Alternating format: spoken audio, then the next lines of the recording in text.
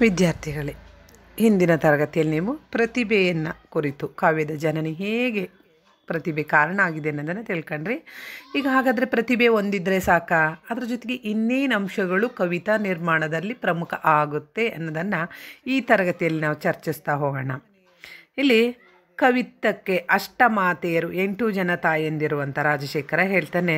ಇಲ್ಲಿ ಪ್ರತಿಭೆ ಕಾವ್ಯದ ಬೀಜ ಸ್ವರೂಪವಾದ ಪರಿಕರವಾದಂಥ ಉದಾಹರಣೆ, ಒಂದು ಸೊಸಿ ಬರಬೇಕು ಅಂದರೆ ಬೀಜ ಹೇಗೆ ಮುಖ್ಯನೋ, ಬೀಜದ ಜೊತೆಗೆ ಬೀಜವನ್ನು ಮಣ್ಣಿಗೆ ಹಾಕಿದಾಗ ಅದಕ್ಕೆ ಮಳೆ ಬೇಕು, ಫಲವತ್ತಾದಂತಹ ಇದು ಗೊಬ್ಬರ ಹಾಕಬೇಕು, ಅದಕ್ಕೆ ನೀರು ಇದನ್ನೆಲ್ಲ ಹಾಕಿ ಮಣ್ಣಿನ ಆಶ್ರಯದಲ್ಲಿ ಅದು ಬೆಳಿಬೇಕು. ಕೇವಲ ಬೀಜವನ್ನು ಹಾಕಿದ್ದಕ್ಕೆ ಮಾತ್ರ ಬೆಳೆಯನ್ನು ಬೆಳೀಲಿಕ್ಕೆ ಸಾಧ್ಯ ಇಲ್ಲ. ಅದಕ್ಕೆ ಪೋಷಕವಾಗಿ ಈ ಎಲ್ಲ ಅಂಶಗಳು ಪ್ರಮುಖ ಪಾತ್ರ ವಹಿಸುವ ಹಾಗೆ ಪ್ರತಿಭೆ ಬೀಜದ ರೀತಿ ಅದಕ್ಕೆ ಪೋಷಕವಾಗಿ ಮಿಕ್ಕ ಅಂಶಗಳು ಕೂಡ್ಕೊಳ್ಳೋದ್ರಿಂದ ಅವುಗಳನ್ನು ನಾವು ಪರಿಕರಗಳು ಅಂತ ನಿರ್ದೇಶಿಸ್ತೀವಿ. ಮಕ್ಕಳಲ್ಲಿ ಗಮನಿಸಿ, ಪ್ರತಿಭೆ ಕಾವ್ಯಕ್ಕೆ ಬೀಜ ಆದರೆ ಅದಕ್ಕೆ ಸಹಕರಿಸ್ತಕ್ಕಂಥ ಈ ಥರ ಗೊಬ್ಬರ ಇರ್ಬೋದು, ಮಳೆ ಇರ್ಬೋದು, ಸೂಕ್ತ ವಾತಾವರಣ ಇರ್ಬೋದು, ಈ ಎಲ್ಲ ಅಂಶಗಳ ಹಾಗೆ ಈ ಕಾವ್ಯದ ಒಂದು ರಚನೆಗೆ ಸಹಾಯ ಮಾಡ್ತಕ್ಕಂಥ ಅಂಶಗಳನ್ನು ನಾವು ಪರಿಕರಗಳು ಅಂತ ಹೇಳ್ತೀವಿ. ಇಲ್ಲಿ ರಾಜಶೇಖರ ಅವನ 8 ಕವಿತ್ವಕ್ಕೆ ತಾಯಿರುವಂಥ ಪ್ರಯತ್ನ ಮಾಡ್ತಾ ಹೋಗ್ತಾನೆ. ಒಂದನೇದು ದೇಹ ಮನಸ್ಸುಗಳ ಸ್ವಸ್ಥತೆ, ಪ್ರತಿಭೆ, ಅಭ್ಯಾಸ, ಭಕ್ತಿ, ವಿದ್ವಾಂಸರೊಡನೆ ಮಾತುಕತೆ, ಪಾಂಡಿತ್ಯ, ದೃಢವಾದ ಜ್ಞಾಪಕ ಶಕ್ತಿ, ಉತ್ಸಾಹ, ಇವು 8 ಕವಿತ್ವಕ್ಕೆ ತಾಯಿರುವಂತಾರೆ. ಒಂದೊಂದನೇ ನೋಡ್ತಾ ಬನ್ನಿ. ದೇಹ ಮನಸ್ಸುಗಳು ಸ್ವಸ್ಥವಾಗಿದ್ದರೆ, ಆರೋಗ್ಯವಾಗಿದ್ದರೆ ಮಾತ್ರ ನಾವು ಕವಿತೆಯಲ್ಲಿ ಕವಿತೆ ಅಂತಲ್ಲ, ಯಾವುದೇ ಕೆಲಸ ಮಾಡಬೇಕು ಅಂದರೆ ಆರೋಗ್ಯ ಮುಖ್ಯ. ದೇಹ ಮತ್ತು ಮನಸ್ಸುಗಳು ಒಂದು ಆರೋಗ್ಯಪೂರ್ಣವಾಗಿದ್ದಾಗ ಮಾತ್ರ ಅದರಿಂದ ಅದು ಒಂದು ಅಂಶ ಹೆತ್ತ ತಾಯಿಯರಲ್ಲಿ. ಆ ನಂತರ ಪ್ರತಿಭೆ ಅಂದರೆ ಇದುವರೆಗೆ ಚರ್ಚೆ ಮಾಡಿದ್ದೀವಿ. ನೆಕ್ಸ್ಟ್ ಅಭ್ಯಾಸ. ಈಗ ನಾವು ಆರೋಗ್ಯವಾಗಿದ್ದೀವಿ, ನಮಗೆ ಬರೀತಕ್ಕಂಥ ಒಂದು ಬುದ್ಧಿವಂತಿಕೆ, ಸೃಜನಶೀಲತೆ ಇದೆ ಅಂದರೆ ಅವರು ಅಭ್ಯಾಸ ಮಾಡಬೇಕು. ಈಗ ಯಾವ ರೀತಿ ರಚನೆ ಮಾಡಬೇಕು ಆ ರೀತಿ ಪ್ರಯತ್ನ ಪಟ್ಟು ಅವರು ಮಾಡ್ತಾ ಹೋಗಬೇಕು. ಭಕ್ತಿ ಅಂದರೆ ಅದರಲ್ಲಿ ಅಚಲವಾದ ಒಂದು ನಂಬಿಕೆ ಇಟ್ಟು, ಸ್ಥಿರವಾದ ಮನಸ್ಸನ್ನು ಇಟ್ಟು ಕೂತು ಬರೀಲಿಕ್ಕೆ ಪ್ರಾರಂಭಿಸಬೇಕು. ಹಾಗೂ ವಿದ್ವಾಂಸರೊಡನೆ ಮಾತುಕತೆ, ಆ ಒಂದು ಫೀಲ್ಡಲ್ಲಿ, ಆ ರಂಗದಲ್ಲಿ ಪರಿಣಿತಿ ಆದವ್ರ ಜೊತೆ ಮಾತುಕತೆ ಆಡಿ ಅಲ್ಲಿ ಏನನ್ನಕ್ಕೆ ಮುಖ್ಯವಾಗಿ ಗಮನ ಕೊಡಬೇಕು, ಯಾವುದನ್ನು ನಾವು ಅಲ್ಲಿ ಮಾಡಬೇಕು ಅನ್ನೋದನ್ನು ಚರ್ಚೆಯನ್ನು ಮಾಡಿ ವಿಷಯವನ್ನು ನಾವು ಗ್ರಹಿಸಬೇಕು. ಆನಂತರ ಪಾಂಡಿತ್ಯ ಅಂದರೆ ಅದಕ್ಕೆ ಸಂಬಂಧಪಟ್ಟಂತಹ ಬುದ್ಧಿವಂತಿಕೆ ಬೇಕಲ್ಲಿ. ಮತ್ತು ದೃಢವಾದ ಜ್ಞಾಪಕ ಶಕ್ತಿ, ಕೇಳಿದ್ದನ್ನು ನೆನಪಿಟ್ಟು ಅದನ್ನು ಬರೀತಕ್ಕಂತಹ ಒಂದು ಮೆಮೊರಿ ಪವರ್, ನೆನಪಿನ ಶಕ್ತಿ ಅವರಿಗೆ ಬೇಕು. ಆನಂತರ ಉತ್ಸಾಹ, ಬರೀಬೇಕು ಅನ್ನೋ ಒಂದೇ ಅವ್ರಿಗೆ ಉತ್ಸಾಹ ಇಲ್ಲ ಅಂದರೆ ಏನೇನು ಮಾಡಲಿ, ಇದೆಲ್ಲ ಇದ್ದರೂ ಸೋಮಾರಿ ಆದರೆ ಏನು ಮಾಡಲಿಕ್ಕೂ ಸಾಧ್ಯ ಇಲ್ಲ. ಅದೇ ರೀತಿ ಇವು 8 ನೆನ್ಪಿಟ್ಕೊಳ್ಳಿ ಮಕ್ಕಳೇ. ದೇಹ ಮನಸ್ಸುಗಳ ಸ್ವಸ್ಥತೆ ಒಂದನೇದಾದರೆ, ಪ್ರತಿಭೆ, ಅಭ್ಯಾಸ, ಭಕ್ತಿ, ವಿದ್ವಾಂಸರೊಡನೆ ಮಾತುಕತೆ, ಪಾಂಡಿತ್ಯ, ದೃಢವಾದ ಜ್ಞಾಪಕ ಶಕ್ತಿ, ಉತ್ಸಾಹ, ಇವು ಕವಿತ್ವಕ್ಕೆ 8 ತಾಯಿಯರು ಅಂತ ರಾಜಶೇಖರ ಪಟ್ಟಿಯನ್ನು ಮಾಡ್ತಾನೆ. ಇಲ್ಲಿ ಇದ್ರ ಜೊತೆಗೆ ನಾವು ಲೋಕಾನುಭವ, ಹಿರಿಯರ ಸೇವೆ, ವಿದ್ಯಾವಂತಿಕೆ ಇವೆಲ್ಲವನ್ನು ಕೂಡ ಮತ್ತೆ ಸೇರಿಸ್ಕೊಂಡು ಹೋಗ್ತೀವಿ. ಇಲ್ಲಿ ಆಕಾರ ಪರಿಕರಗಳೆರಡೂ ಕೂಡ ಕೂಡ್ಕೊಂಡಿವಿ. ಪ್ರತಿಭೆ ಚಿಂತನೆಯನ್ನು ನಡೆಸಿದ್ವಿ. ಇನ್ನು ಮಿಕ್ಕ ವಿಚಾರಗಳೆಲ್ಲ ಪರಿಕರಗಳು ಗುಂಪಿಗೆ ಸೇರಿಸೋದ್ರಿಂದ ಇವು ಪ್ರತ್ಯೇಕವಾಗಿ ಅಂದರೆ ಪ್ರತಿಭೆ ಮುಖ್ಯವಾಗಿರುತ್ತೆ, ಅದ್ರ ಜೊತೆಗೆ ಇವು ಸಹಾಯಕ ಆದಂಥವು. ರಾಜಶೇಖರನ್ ಹೇಳ್ತಕ್ಕಂತಹ ಮಾತೃಗಣದಲ್ಲಿ ಕವಿತ್ವೆಗೆ ಹೆತ್ತ ತಾಯಿ ಅಂದರೆ ಪ್ರತಿಭೆನೇ. ಹೆತ್ತು ಜೀವವನ್ನು ಕೊಟ್ಟಂತಹ 9 ತಿಂಗಳು ಹೊತ್ತು ಮಾಡಿದಂತಹ ತಾಯಿ ಪ್ರತಿಭೆ. ಇನ್ನು ಮಿಕ್ಕ ಈಗ ಉಳಿದಂತಹ 7 ಅಂಶಗಳನ್ನು ಹೇಳಿದ್ರಲ್ಲಿ ಮಿಕ್ಕವುಗಳಲ್ಲಿ ಕೆಲವು ಸಾಕಿದಂಥ ತಾಯಿಯಾಗಿದ್ದಾವೆ, ಮತ್ತು ಕೆಲವು ಸೂಲಗಿತ್ತಿಯರಂತೆ. ಸೂಲಗಿತ್ತಿ ಅಂದರೆ ಆ ಹೆರಿಗೆಯ ಸಂದರ್ಭದಲ್ಲಿ ಸಹಾಯ ಮಾಡ್ತಕ್ಕಂತಹ ಒಂದು ಇವರನ್ನು ನಾವು ಸೂಲಗಿತ್ತಿರು ಅಂತೀವಿ. ಅಂದರೆ ಮುಖ್ಯವಾದ ಪಾತ್ರ ಪ್ರತಿಭೆ ನಿರ್ವಹಿಸುತ್ತೆ. ಆ ನಂತರದ ಸಾಕು ತಾಯಿಯ ಅಂದರೆ ಹೆತ್ತ ತಾಯಿಯ ಸ್ಥಾನವನ್ನು ಯಾರೂ ಕೂಡ ಪ್ರಪಂಚದಲ್ಲಿ ತುಂಬಲಿಕ್ಕಾಗಲ್ಲ. ಆ ನಂತರ ಸ್ಥಾನವನ್ನು ಸಾಕಿದಂಥ ತಾಯಿ, ಅನಿವಾರ್ಯ ಕಾರಣದಿಂದ ಅವ್ರ ಹತ್ರ ಬೆಳೆದಂಥ ಸಂದರ್ಭದಲ್ಲಿ ಆಶ್ರಯವನ್ನು ಕೊಟ್ಟಂಥ ತಾಯಿ ಪಾತ್ರವನ್ನು ಉಳಿದಂಥ ಅಭ್ಯಾಸ ಇರ್ಬೋದು, ವ್ಯುತ್ಪತ್ತಿ ಇವು ನಿರ್ವಹಿಸುತ್ತೆ. ಇನ್ನು ಉಳಿದವು ಕೇವಲ ಸೂಲಗಿತ್ತಿ ಇರ್ತಂತೆ, ಆ ಸಮಯಕ್ಕೆ ಸಹಾಯ ಮಾಡ್ತಕ್ಕಂಥವು. ಈ ಕಾವ್ಯ ನಿರ್ಮಾಣದಲ್ಲಿ ಇವುಗಳಿಂದ ಆಗೋದೆಲ್ಲ ಪರೋಕ್ಷವಾದ ಉಪಕಾರ. ಒಮ್ಮೊಮ್ಮೆ ಆ ಸುತ್ತಮುತ್ತಲಿನ ಉಪಚಾರ ಹೆಚ್ಚಾಗಿ ತೀರ ಜಾಸ್ತಿ ಆದರೆ ಕೂಸು ಬಡವಾದರೂ ಆಗೋದು ಉಂಟು ಅನ್ನೋ ಮಾತು ಅನ್ನವನು ಹೇಳ್ತಾನೆ. ಅಂದರೆ ತುಂಬ ಅವು ಜಾಸ್ತಿ ಆಗೋದು ಪ್ರತಿಭೆ ಮುಖ್ಯನ ಬರ್ತೋ ಇಲ್ಲಿ ಅಂತ. ಹೀಗೇ ಕಾವ್ಯ ರಚನೆಗೆ ಪ್ರತಿಭೆನೇ ಪ್ರಮುಖ ಹೇತುವಾದದು. ವ್ಯುತ್ಪತ್ತಿ ಮತ್ತು ಅಭ್ಯಾಸ ಎಂಬೆರಡು ಸಂಗತಿಗಳು ಪ್ರತಿಭೆಯನ್ನು ಪರಿಷ್ಕರಿಸಿಕೊಡುವ ಪರಿಕರಗಳು ಅಂತ ಬಹುಮಂದಿ ಅಲಂಕಾರಿಕರು ಒಪ್ಕೊಂಡಿದ್ದಾರೆ ಅನ್ನೋದನ್ನು ಇಲ್ಲಿ ಗಮನಿಸ್ಬೋದು ನೀವು. ಅಂದರೆ ಕಾವ್ಯಕ್ಕೆ ಪ್ರತಿಭೆ ಕಾರಣ, ಅದು ವ್ಯುತ್ಪತ್ತಿ ಮತ್ತು ಅಭ್ಯಾಸಗಳಿಂದ ಸಂಸ್ಕಾರ ಹೊಂದಬೇಕು. ನಿಮ್ಗಾಗಲೇ ಹೇಳ್ತಿದ್ದೀನಿ, ವ್ಯುತ್ಪತ್ತಿ ಅಂದರೆ ಅನೇಕ ವಿಷಯಗಳನ್ನು ತಿಳಿದಿರೋದು. ಅಂದರೆ ಕವಿಗೆ ಜಗತ್ತಿನ ಪ್ರತಿಯೊಂದು ವಿಷಯಗಳ ಜ್ಞಾನ ಅತ್ಯವಶ್ಯಕ. ಉದಾಹರಣೆ, ಒಬ್ಬ ಕವಿ ಬರೀತಿದ್ದಾನೆ ಅಂದರೆ ಅವನಿಗೆ ವಿಜ್ಞಾನ ಗೊತ್ತಿರಬೇಕು, ಸಮಾಜದಲ್ಲಿ ಏನು ನಡೀತಾ ಇದೆ ಅನ್ನೋದು ಗೊತ್ತಿರಬೇಕು, ಮತ್ತು ಈ ಲೋಕದಲ್ಲಿ ಪ್ರಚಲಿತವಾಗಿರ್ತಕ್ಕಂಥ ಪ್ರಸಿದ್ಧವಾದಂಥ ವಿಷಯಗಳ ಬಗ್ಗೆ ಚರ್ಚೆ ಗೊತ್ತಿರಬೇಕು. ಈಗ ಟೆಕ್ನಾಲಜಿನಲ್ಲಿ ಏನೇನು ಆಗ್ತಿದೆ ಅವೆಲ್ಲವನ್ನು ತಿಳಿದು ಅವನು ಕಾವ್ಯದಲ್ಲಿ ಆ ಸಂದರ್ಭಕ್ಕೆ ತಕ್ಕಾಗಿ ಬರೆದಾಗ ಮಾತ್ರ ಅವನು ಮಹಾಕವಿ ಆಗಲಿಕ್ಕೆ ಸಾಧ್ಯ. ಅದನ್ನು ಬಿಟ್ಬಿಟ್ಟು ಯಾವ ಲೋಕದ ಜ್ಞಾನ ಇಲ್ಲದೆ ನನಗೇನೋ ಗೊತ್ತು ಅಂತ ರಚನೆ ಮಾಡೋದ್ರಲ್ಲಿ ಅರ್ಥ ಇಲ್ಲ ಅನ್ನೋದನ್ನು ಹೇಳಬೇಕು. ಅಂದರೆ ಕಾವ್ಯಕ್ಕೆ ಪ್ರತಿಭೆ ಕಾರಣ, ಅವು ಈ ವ್ಯುತ್ಪತ್ತಿ ಅಂದರೆ ವಿಷಯಗಳ ಜ್ಞಾನ ಮತ್ತು ಅಭ್ಯಾಸ, ಪದೇ ಪದೇ ಪದೇ ಆ ರೀತಿ ಪ್ರಯತ್ನ ಪಡೋದ್ರ ಮೂಲಕ ಸಂಸ್ಕಾರವನ್ನು ಹೊಂದಬೇಕು. ಆದ ಕಾರಣ ಅವು ಕಾವ್ಯಕ್ಕೆ ಪ್ರತ್ಯಕ್ಷ ಕಾರಣ ಆಗಲ್ಲ, ಪ್ರತಿಭೆ ಮಾತ್ರ ಪ್ರತ್ಯಕ್ಷ ಕಾರಣ ಅನ್ನೋದನ್ನು, ಆದರೆ ಪ್ರತಿಭೆಗೆ ಇವು ಸಹಾಯ ಮಾಡ್ತವೆ. ಈ ವ್ಯುತ್ಪತ್ತಿಯಿಂದ ಅಂದರೆ ಲೋಕದ ಜ್ಞಾನದಿಂದ ಸಂಸ್ಕಾರ ಹೊಂದಿದಂಥ ಪ್ರತಿಭೆ ಅದನ್ನು ಮೀರಿದಂತೆ ಕಾವ್ಯವನ್ನು ಕಟ್ಟುತ್ತೆ. ಅಭ್ಯಾಸದಿಂದ ಸಂಸ್ಕಾರ ಹೊಂದಿದಂಥ ಪ್ರತಿಭೆ ಕಾವ್ಯಾಮೃತವನ್ನು ಕರೆಯುವ ಕಾಮಧೇನು ಆಗುತ್ತೆ. ಇದು ಹೇಮಚಂದ್ರ ಹೇಳಿರೋದು. ಅಂದರೆ ಅಭ್ಯಾಸದಿಂದ ಸಂಸ್ಕಾರ ಹೊಂದಿದಂಥ ಪ್ರತಿಭೆ ಕಾವ್ಯದ ಅಮೃತವನ್ನು ಕಲಿತಕ್ಕಂಥ ಕಾಮಧೇನು, ಕೇಳಿದ್ನೆಲ್ಲ ಕೊಡ್ತಕ್ಕಂಥದ್ದು ಆಗುತ್ತೆ. ಈ ಮಾತನ್ನು ನಾವೊಂದು ನಿರ್ಣಾಯಕವಾಗಿ ಸ್ವೀಕರಿಸ್ಬೋದು ಅಂತ ತೀನಂ ಶ್ರೀಕಂಠಯ್ಯ ಅಭಿಪ್ರಾಯಪಟ್ಟಿದ್ದಾರೆ. ಇಲ್ಲಿ ಪ್ರತಿಭೆಗೆ ಕಾರಣ ಒಂದು ಕಡೆ ದೇವತೆ ಮಹಾಪುರುಷರು ಇವರ ಅನುಗ್ರಹದಿಂದ ಉಂಟಾದ ಅದೃಷ್ಟ ಆಗಿರ್ಬೋದು, ಮತ್ತೊಂದು ಕಡೆ ವ್ಯುತ್ಪತ್ತಿ ಒಂದು ಲೋಕದ ತಿಳುವಳಿಕೆ, ಈ ಕಾವ್ಯ ರಚನಾಭ್ಯಾಸ ಇವುಗಳಾಗಿರ್ಬೋದು. ಈಗ ಉದಾಹರಣೆ, ಚಿಕ್ಕ ಹುಡುಗರಲ್ಲೂ ಕೂಡ ವ್ಯುತ್ಪತ್ತಿ ಅಭ್ಯಾಸಗಳಿಲ್ಲದೆ ಮಹಾಪುರುಷ ಪ್ರಸಾದ ಒಂದರಿಂದಲೇ ಪ್ರತಿಭೆ ಉತ್ಸಿರೋದುಂಟು. ತುಂಬ ಚಿಕ್ಕ ವಯಸ್ಸಿಗೆ ದೊಡ್ಡ ದೊಡ್ಡ ಸಾಧನೆ ಮಾಡಿರೋರು ನಮ್ಮ ಮುಂದೆ ಉಂಟು. ಆದರೆ ಅದೃಷ್ಟ ಒಂದೇ ಈ ನಿಯತವಾದ ಕಾರಣ ಅಂತ ಹೇಳಲಿಕ್ಕೆ ಸಾಧ್ಯ ಇಲ್ಲ. ಎಷ್ಟೋ ಕಾಲದ ತನಕ ಕಾವ್ಯ ರಚನೆ ಮಾಡಲು ಶಕ್ತಿ ಇಲ್ಲದಿದ್ದವನಿಗೆ ವ್ಯುತ್ಪತ್ತಿ ಅಭ್ಯಾಸಗಳು ಒದಗಲಾಗಿ ಪ್ರತಿಭೆ ಪ್ರಾದುರ್ಭಿಸಿದ್ದನ್ನು ನಾವು ನೋಡ್ತೀವಿ ಅಂತ ಜಗನ್ನಾಥ ಪಂಡಿತ ಹೇಳ್ತಾನೆ. ಮುಮ್ಮುಟ ಪ್ರತಿಭೆಯೊಂದಿಗೆ ವ್ಯುತ್ಪತ್ತಿ ಮತ್ತು ಅಭ್ಯಾಸಗಳು ಸಂಗಮಿಸೆಯೇ ಕಾವ್ಯಹೇತುಗಳಾಗದು ಅನ್ನೋದನ್ನು ಹೇಳಿದ್ದಾನೆ. ಹಾಗೆಯೇ ಶಕ್ತಿಯು ಅಂದರೆ ಇಲ್ಲಿ ಶಕ್ತಿ ಅಂದರೆ ಪ್ರತಿಭೆ, ಲೋಕದ ನಡವಳಿಕೆ, ಶಾಸ್ತ್ರಗಳ ಮತ್ತು ಕಾವ್ಯಗಳ ಪರಿಚಯದಿಂದ ಬರ್ತಕ್ಕಂಥ ನಿಪುಣತೆ ಅಂದರೆ ವ್ಯುತ್ಪತ್ತಿ, ಕಾವ್ಯ ರಹಸ್ಯವನ್ನು ಅರಿತವರ ಉಪದೇಶದ ಮೂಲಕ ಕಾವ್ಯದ ಅಭ್ಯಾಸ, ಈ ಮೂರು ಒಟ್ಟಿಗೆ ಕಾವ್ಯ ನಿರ್ಮಾಣಕ್ಕೆ ಕಾರಣ ಅನ್ನೋದನ್ನು ಇದರ ತಾತ್ಪರ್ಯ ಆಗಿದೆ. ಅಂದರೆ ಪ್ರತಿಭೆ, ವ್ಯುತ್ಪತ್ತಿ, ಅಭ್ಯಾಸ ಇವು ಮೂರು ತ್ರಿವೇಣಿ ಸಂಗಮ. ಇವನು ಮುಖ್ಯವಾಗಿ ನೆನಪಿಟ್ಕೊಳ್ಳಿ ನೀವು. ಕಾವ್ಯ ನಿರ್ಮಾಣ ಅಂದ ತಕ್ಷಣ ಪ್ರತಿಭೆ ಇರಬೇಕು, ವ್ಯುತ್ಪತ್ತಿ ಅಂದರೆ ಲೋಕದ ಬೇರೆ ಬೇರೆ ವಿಚಾರಗಳ ಜ್ಞಾನ ಇರಬೇಕು, ಮತ್ತು ಅಭ್ಯಾಸ ಮಾಡಬೇಕು.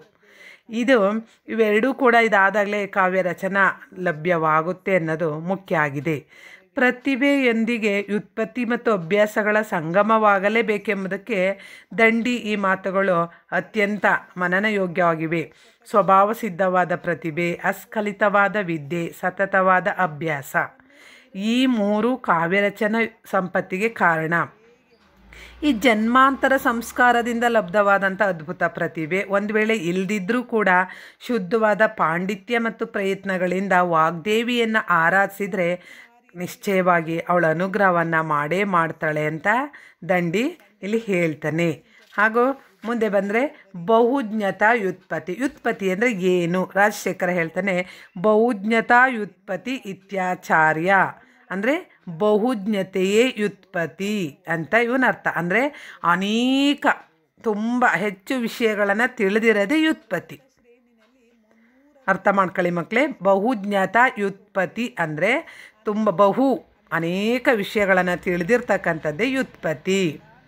ಇಲ್ಲಿ ಅನೇಕ ಅಂದರೆ ವಿಶ್ವದಲ್ಲಿರ್ತಕ್ಕಂಥ ಸದ್ವಿಚಾರ ನಮಗೆಲ್ಲ ದಿಕ್ಕುಗಳಿಂದಲೂ ಬರಲಿ ಅಂತ ಋಗ್ವೇದದಲ್ಲಿ ಹೇಳಿದ ಹಾಗೆ ಈ ವಿಚಾರದ ತಿಳುವಳಿಕೆಯಿಂದ ಅದನ್ನು ತಿಳ್ಕೊಂಡು ನನಗೇನಾಗಬೇಕು, ಅದನ್ನು ನನಗೆ ಸಂಬಂಧಪಟ್ಟಿಲ್ಲ ಅಂತ ಯಾವುದನ್ನು ಅನ್ಕೋಬಾರ್ದು. ಇಲ್ಲಿ ಅವನಿಗೆ ಕಾವ್ಯಕ್ಕೆ ಅಂಗವಾಗದ ಯಾವುದೇ ಕಾವ್ಯದಲ್ಲಿ ಬರ್ತಕ್ಕಂಥ ಯಾವುದೇ ಶಬ್ದ ಅಂದರೆ ಕಾವ್ಯವನ್ನೇ ಪ್ರಪಂಚದ ಪ್ರತಿಯೊಬ್ಬರು ಓದ್ಬೋದು, ಅವ್ರಿಗೆ ಯಾವುದೇ ರೀತಿ ಅನುಕೂಲ ಆಗ್ಬೋದು. ಅಂಥ ವಿಚಾರಗಳಲ್ಲಿ ಇರಬೇಕಾಗಿರೋದ್ರಿಂದ ಕವಿಗೆ ಅವನಿಗೆ ಅಂಗವಾಗದಂಥ ಯಾವುದೇ ಶಬ್ದ ಇಲ್ಲ, ಅರ್ಥ ಇಲ್ಲ, ನ್ಯಾಯ ಇಲ್ಲ, ಕಲೆ ಇಲ್ಲ. ಅದಕ್ಕೆ ಹೇಳ್ತಾನೆ ಎಲ್ಲವೂ ಬೇಕು ಅವನಿಗೆ. ಕಾವ್ಯಕ್ಕೆ ಅಂಗವಾಗದೇ ಇರ್ತಕ್ಕಂಥದ್ದು ಯಾವುದೂ ಕೂಡ ಇಲ್ಲ, ಎಲ್ಲವೂ ಕವಿಗೆ ಬೇಕು. ಅದಕ್ಕೆ ಹೇಳ್ತಾನೆ ಅಬ್ಬಾ ಕವಿಯ ಭಾರ ಎಷ್ಟು ದೊಡ್ಡದು, ಅಪ್ಪ ಕವಿ ಕರ್ತವ್ಯ ಎಷ್ಟು ದೊಡ್ಡದು, ಅವನಿಗೆಲ್ಲ ಬೇಕು. ಪ್ರಪಂಚದ ಪ್ರತಿಯೊಂದು ಜ್ಞಾನ ಕೂಡ ಅವನಿಗೆ ಬೇಕು ಅಂಥೇಳಿ ಭಾಮಹ ಉದ್ಗಾರವನ್ನು ವ್ಯಕ್ತಪಡಿಸ್ತಾನೆ. ಅಬ್ಬಾ ಕವಿಯ ಭಾರ ಎಷ್ಟು ದೊಡ್ಡದು ಅಂತ. ಈ ವ್ಯುತ್ಪತ್ತಿ ಸಿದ್ಧಿಸಬೇಕಾದ್ರೆ ಮುಮ್ಮಟನ ಹೇಳಿರ್ತಕ್ಕಂತಹ ಏನೇನು ಗೊತ್ತಿರಬೇಕು, ಇತಿಹಾಸ ಗೊತ್ತಿರಬೇಕು, ಹಿಂದೆಲ್ಲ ಏನಾಯಿತು ಅನ್ನೋದು, ಹಿಂದಿನ ರಾಜರ ಆಳ್ವಿಕೆ, ಆ ಕಾಲದಲ್ಲಿ ಏನಾಯಿತು, ಕತೆ ಏನಾಯಿತು, ಏನು ಅವೆಲ್ಲ ಗೊತ್ತಿರಬೇಕು. ಸಚರಾಚರವಾದ ಲೋಕದ ನಡವಳಿಕೆ ಪರಿಜ್ಞಾನ ಹೊಂದಿರಬೇಕು. ಈ ಇದರಲ್ಲಿ ನಡೀತಕ್ಕಂತಹ ಚರಾಸಿರ ಇವರಲ್ಲಿ ನಡೀತಕ್ಕಂಥ ಎಲ್ಲ ಆಚಾರ ವಿಚಾರ ಇವನಿಗೆ ಗೊತ್ತಿರಬೇಕು. ಮತ್ತು ಕಾವ್ಯ ನಿರ್ಮಾಣಕ್ಕೆ ಅಂಗವಿದ್ಯೆಗಳಾದಂಥ ವಿವಿಧ ಶಾಸ್ತ್ರಗಳ ಒಂದು ಪರಿಚಯ ಆಗಬೇಕು. ಮತ್ತು ಛಂದಸ್ಸು, ವ್ಯಾಕರಣ, ಶಬ್ದ, ವಿವಿಧ ಕಲೆಗಳನ್ನು ತಿಳಿಸ್ಬೇಕು. ಸತತವಾದ ಕಾವ್ಯಾನುಶೀಲನದಿಂದ ಅದು ಪಕ್ವಗೊಂಡಿರಬೇಕು. ಹೀಗೆ ಕಾವ್ಯ ಜನಜೀವನದ ಗತಿಬಿಂಬ ಆಗಿದ್ದು ಅಂತ ಹೇಳಿ GSS ಹೇಳ್ತಾರೆ. ಕವಿಯು ಈ ಲೋಕ ಸಾಮಗ್ರಿಯನ್ನೆಲ್ಲ, ಲೋಕದ ವ್ಯವಹಾರವನ್ನೆಲ್ಲ ಕಣ್ತೆರೆದು ಮನ ತೆರೆದು ನೋಡಬೇಕು. ಅವನು ಪ್ರಪಂಚದಲ್ಲಿ ಏನು ನಡೀತಿದೆ, ವ್ಯವಹಾರ ಯಾವುದೇ ಈಗಿನ ಒಂದು ಸಂಬಂಧಪಟ್ಟಂಥ ಒಂದು ಬಿಸ್ನೆಸ್ ಇರ್ಬೋದು, ಈಗಿನ ಒಂದು ಕಾಯ್ದೆ ಇರ್ಬೋದು, ಪ್ರತಿಯೊಂದು ಕೂಡ ಅವನು ಕಣ್ತೆರೆದು ಮನಸ್ಸನ್ನು ಬಿಚ್ಚಿ ನೋಡಬೇಕು. ಅದೇ ಕಾವ್ಯ ರಚನೆಯ ಪಂಚಾಂಗ ಆಗ್ಬೋದು ಅಂತ ಹೇಳ್ತಾರೆ. ಅಂದರೆ ಶೋಕ ಪ್ರಲಾಪಗಳ ಶ್ರವಣವನ್ನು ಅವನು ಮಾಡಬೇಕು, ಕೇಳ್ಕೋಬೇಕು. ಸ್ಮಶಾನ ಅರಣ್ಯಗಳನ್ನು ದರ್ಶನ ಮಾಡಬೇಕು. ಅವನು ಸ್ಮಶಾನಕ್ಕೂ ಹೋಗಿ ನೋಡಬೇಕು, ಕಾಡನ್ನು ಸುತ್ತಬೇಕು, ಮತ್ತು ಎಲ್ಲ ಕಡೆಯಲ್ಲೂ ಹೋಗಬೇಕು. ಪ್ರಾಣಿ ಪಕ್ಷಿಗಳ ಸ್ವಭಾವಾದಿಗಳನ್ನು, ಈಗ ಉದಾಹರಣೆ ಕಥೆಗಳಲ್ಲಿ ನರಿ ಅಂದರೆ ಕುತಂತ್ರಿ ಪ್ರಾಣಿ, ಆನೆ ಅಂದರೆ ದೊಡ್ಡ ಒಂದು ಮನಸ್ಸಿನ ಪ್ರಾಣಿ, ಹುಲಿ ಅಂದರೆ ಹಿಂಗೆ ಕಾಡಿನ ರಾಜ ಅಂತ ಒಂದೊಂದು ಕಲ್ಪನೆ ಇದೆ.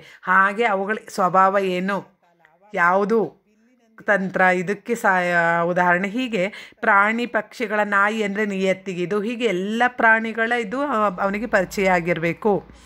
ಸಮುದ್ರದ ಏರಿಳಿತ, ಸೂರ್ಯ ಚಂದ್ರ ನಕ್ಷತ್ರ, ಋತುಗಳ ವೈಭವವನ್ನು ಅವನಿಗೆ ಗೊತ್ತಿರಬೇಕು. ವಸಂತ ಮಾಸ ಹೇಗಿರುತ್ತೆ, ಇದು ಆಷಾಢ ಮಾಸ, ಹೀಗೆಲ್ಲ ಕಾಲದಲ್ಲಿ ಏನೇನು ಮಹತ್ತರ ಬದಲಾವಣೆ ಆಗುತ್ತೆ, ಆಗ ಮುಖ್ಯವಾಗಿ ಮನುಷ್ಯನ ಜೀವನ ಹೇಗೆ ನಡೆಯುತ್ತೆ ಅನ್ನೋದೆಲ್ಲ ಗೊತ್ತಿರಬೇಕು ಅವನಿಗೆ. ಹಾಗೆಯೇ ಸಾಮಾನ್ಯರ ನಡುವೆ ಓಡಾಡಬೇಕು. ಅವನು ಹೋಗಿ ದೊಡ್ಡ ಒಂದು ಅರಮನೆಯಲ್ಲಿ ಕೂತ್ರೆ ಕಾವ್ಯ ರಚನೆ ಮಾಡಿದರೆ ಅದು ಜನಸಾಮಾನ್ಯರನ್ನು ಮುಟ್ಟಲ್ಲ. ಅವನು ಮಾಮೂಲಿ ಜನಸಾಮಾನ್ಯರಲ್ಲಿ ಒಬ್ಬನಾಗಿ ಅವನು ಬದುಕಿ ಆ ಅನುಭವಗಳನ್ನು ಅವನು ಕೇಳಿ ತಿಳಿಯೋದ್ರ ಮೂಲಕ ಸಾಹಿತ್ಯವನ್ನು ರಚನೆ ಮಾಡಬೇಕು. ಅದು ಎಲ್ಲರಲ್ಲೂ ಶಿಷ್ಯತ್ವ ವಹಿಸಬೇಕು. ಅಂದರೆ ಅವನು ಪ್ರತಿಯೊಬ್ಬರಿಂದಲೂ ಕಲಿತಕ್ಕಂಥ ಒಂದೊಂದು ಅಂಶ ಇರುತ್ತೆ. ಹಾಗೆ ಗುರುವಿನ ಒಂದು ಇದರಿಂದ ಅವನು ಕಲಿಬೇಕು. ಇಲ್ಲಿ ಶಾಸ್ತ್ರ ಪರಿಚಯ ಅಂತ ಅಂದ ತಕ್ಷಣ ಛಂದಸ್ಸು, ವ್ಯಾಕರಣ, ನಿಘಂಟು, ಕಾವ್ಯಶಾಸ್ತ್ರ, ಅಶ್ವಶಾಸ್ತ್ರ, ಗಜಶಾಸ್ತ್ರ, ವೈದ್ಯಶಾಸ್ತ್ರ, ಸೂಪಶಾಸ್ತ್ರ, ಧರ್ಮ, ಅರ್ಥ, ಕಾಮ, ಮೋಕ್ಷಗಳೆಂಬ ಚತುರ್ವಿಧ ಪುರುಷಾರ್ಥಗಳನ್ನು ಪ್ರತಿಪಾದಿಸ್ತಕ್ಕಂಥ ಬೇರೆ ಬೇರೆ ಶಾಸ್ತ್ರಗಳ ಅರಿವು ಇವನಿಗೆ ಇರಬೇಕು.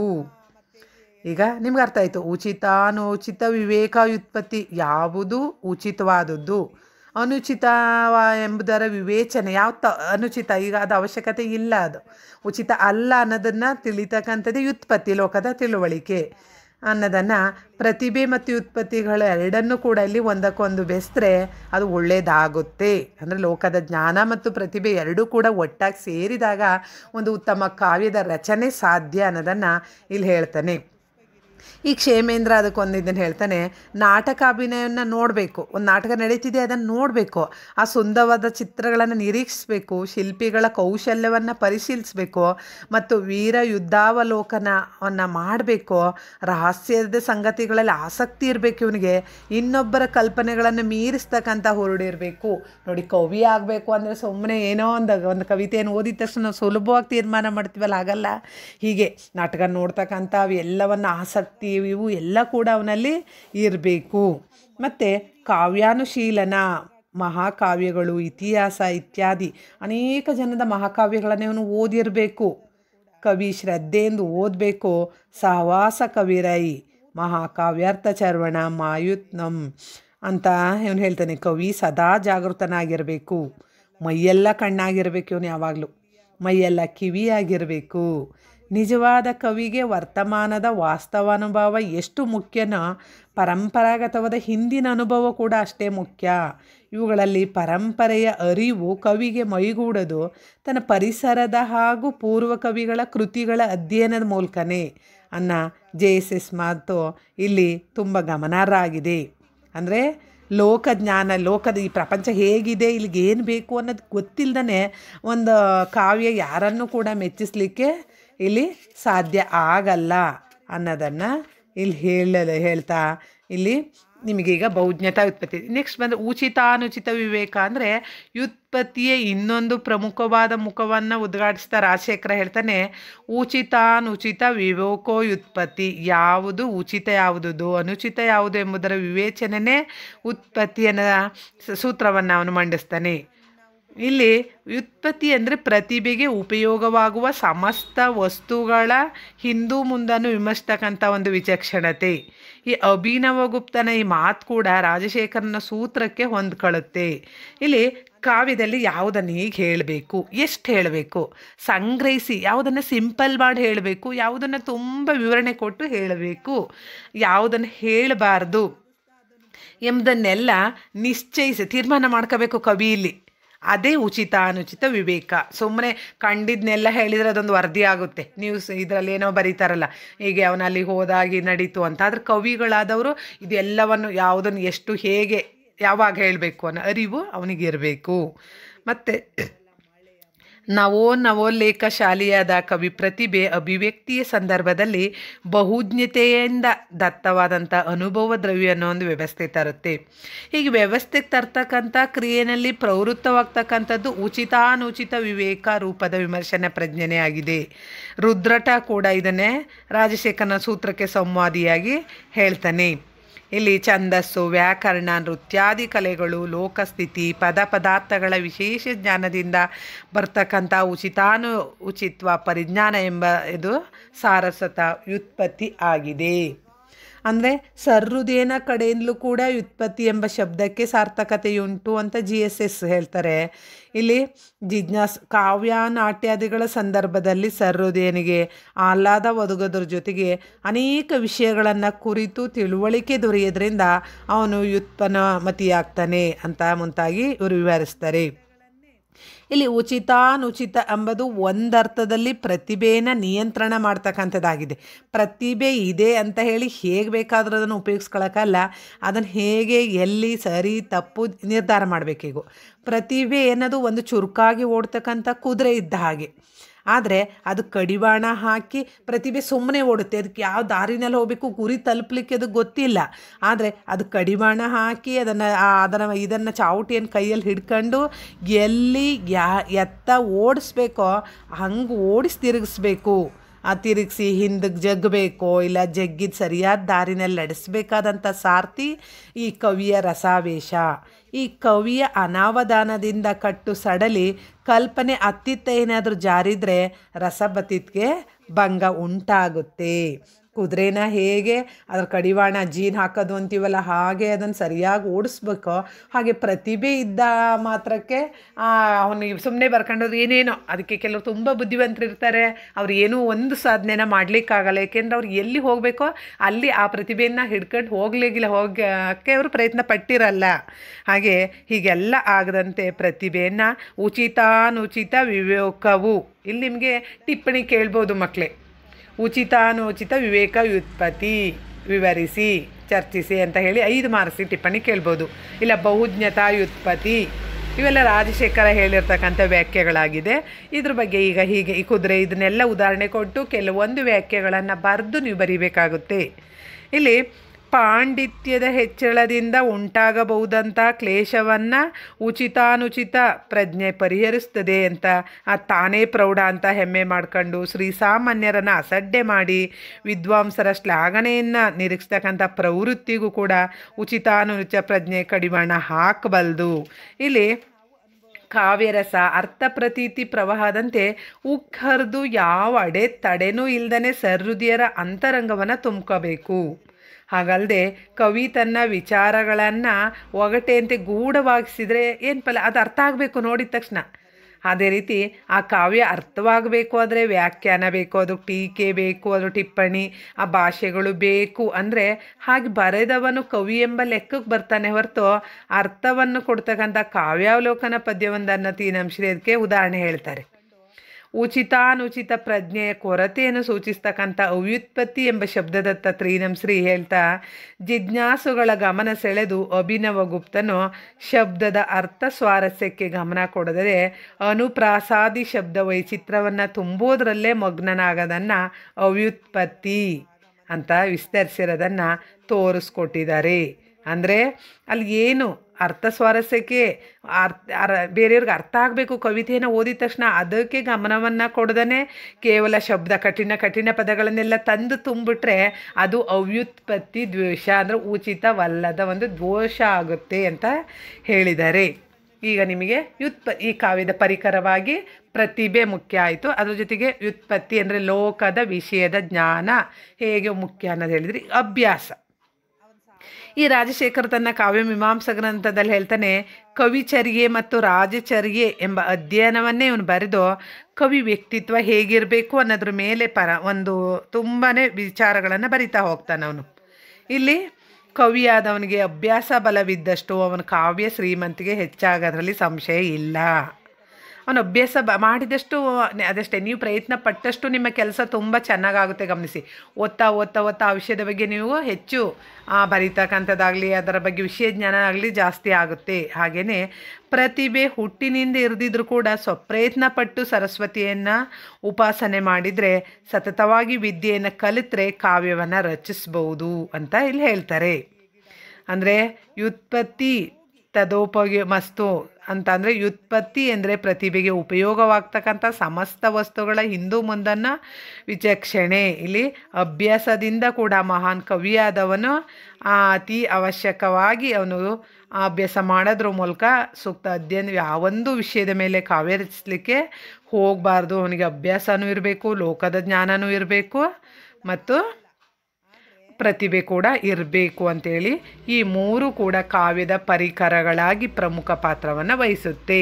ನೀವಿಲ್ಲಿ ರಾಜಶೇಖರನ ಈ ಮೂರು ಇದನ್ನು ಹಾಗೂ ಆ ಪ್ರತಿಭೆ ಕಾವ್ಯದ ಜನನಿ ಹೇಗೆ ಎಂದಾಗ ಅಲ್ಲಿ ಹೇಳಿದಂಥ ಮುಖ್ಯಾಂಶಗಳನ್ನು ಗಮನ ಇಟ್ಕೊಂಡು ಅದ್ರ ಬಗ್ಗೆ ಅಭ್ಯಾಸವನ್ನು ಮಾಡಬೇಕಾಗುತ್ತೆ. ಇಲ್ಲಿಗೆ ನಿಮಗೆ ಕಾವ್ಯದ ಪರಿಕರಗಳು ಇದು ಮುಗಿಯುತ್ತೆ. ಇದು ನೀವು ಇದನ್ನೆಲ್ಲ ಅವಾಗವಾಗಲೇ ಅದನ್ನು ಟಿಪ್ಪಣಿಗಳನ್ನು ಮುಖ್ಯಾಂಶಗಳನ್ನ ಟಿಪ್ಪಣಿ ಮಾಡ್ಕೊಂಡು ನೋಟ್ಸನ್ನು ತಯಾರಿಸೋದ್ರ ಮೂಲಕ ಈ ವಿಷಯವನ್ನು ಅರ್ಥ ಮಾಡ್ಕೊಂಡು ಡೌಟ್ ಬಂದರೆ ಫೋನ್ ಮೆಸೇಜ್ ಏನಾದರೂ ಮಾಡಿ ನೀವು ಸಮಸ್ಯೆಯನ್ನು ಬಗೆಹರಿಸ್ಕೋಬಹುದು. ಧನ್ಯವಾದಗಳು. ಆವಾಗಲೇ ಈ ಪರಿಸರ ಇದು ಒಂದು ಸಂಪನ್ಮೂಲ ಆವಾಗಲೇ ಕರಗಿ ಮುಗಿದು ಹೋಗ್ತಾ ಇತ್ತು ಏನು. ಹಾಗೆ ಪಶ್ಚಿಮ ಘಟ್ಟಗಳ ನಿಜವಾದ ಪತನ ಪ್ರಾರಂಭ ಆಗಿದ್ದು ಸ್ವಾತಂತ್ರ್ಯ ಬಂದ ಮೇಲೆ. ನೋಡಿ, ಬ್ರಿಟಿಷರ ಕಾಲದಲ್ಲಿ ಅದೊಂದು ಸಮತೋಲನ ಆಗಿತ್ತು. ಕಠಿಣ ಕಾನೂನನ್ನು ತಂದು ನೋಡಿ, ನಮ್ಮ ದೇಶವನ್ನು ನಾವು ಆಳೋದಕ್ಕಿಂತ ಬೇರೆಯವ್ರು ಆಳಬೇಕಾದ್ರೆ ನಾವು ಅವ್ರು ಹೇಳ್ಕೊಂಡು ಈಗ ಸುಮ್ಮನಿದ್ದು. ಈಗ ನಾವೇ ಸ್ವತಂತ್ರರು, ನಾವೇ ಅತಂತ್ರರು, ನಮ್ಮ ಪರಿಸರವನ್ನು ನಾಶ ಮಾಡಿದ್ರೆ ನಾವೇ ನಿಸ್ಸೀಮ್ರಿ ಇವತ್ತು. ಹಾಗೆಯೇ ಇದಕ್ಕೆಲ್ಲ ಕಾರಣ ಏರ್ತಾ ಇರ್ತಕ್ಕಂಥ ಜನಸಂಖ್ಯೆ ಹಾಗೂ ಕೃಷಿ ಭೂಮಿಯ ವಿಸ್ತರಣೆಗೆ ಅಂತ ರೈತರು ಅರಣ್ಯ ಕಡಿದು ಅತೀ ಸಾಗುವಳಿಯನ್ನು ಆರಂಭಿಸಿದ್ದು. ಹಾಗೆಯೇ ಹೀಗೆ ಇಲ್ಲಿ ಪ್ರಕೃತಿ ಹೇಗೆ ವಿನಾಶ ಆಯಿತು ಅನ್ನೋದನ್ನು ಇಲ್ಲಿ ಗಮನಿಸಿದ್ರಿ. ಬ್ರಿಟಿಷರ ಕಾಲದಲ್ಲಿ ಒಂದು ರೀತಿ ಪ್ರಾರಂಭ ಆದರೆ ಆನಂತರ ನಿಧಾನವಾಗಿ ಹೇಗೆ ಇದು ಸ್ವತಂತ್ರದ ನಂತರ ಹೆಚ್ಚಾಯಿತು ಅನ್ನೋದನ್ನು ಇಲ್ಲಿ ಗಮನಿಸ್ತಿದ್ದೆವು. ಮುಂದಿನ ತರಗತಿಯಲ್ಲಿ ನಾವು ಹೇಗೆ ಈ ಪ್ರಕೃತಿ ಹೀಗೆ ಆದರೆ ಮುಂದೆ ನಾವು ವಿನಾಶದ ಅಂಚಿನಲ್ಲಿ ಹೇಗೆ ಮುಂದಿನ ತಲೆಮಾರಿಗೆ ನಾವು ಏನನ್ನು ಕೊಟ್ಟೋಗ್ತೀವಿ ಅನ್ನೋದನ್ನು ಅಂತ ಆತಂಕ ಇದನ್ನು ನಾವೆಲ್ಲರೂ ಮಾಡಬೇಕಾದಂಥ ಕ್ರಮ ಇವನ್ನ ಮುಂದಿನ ತರಗತಿಯಲ್ಲಿ ತಿಳಿಯೋಣ. ಧನ್ಯವಾದಗಳು.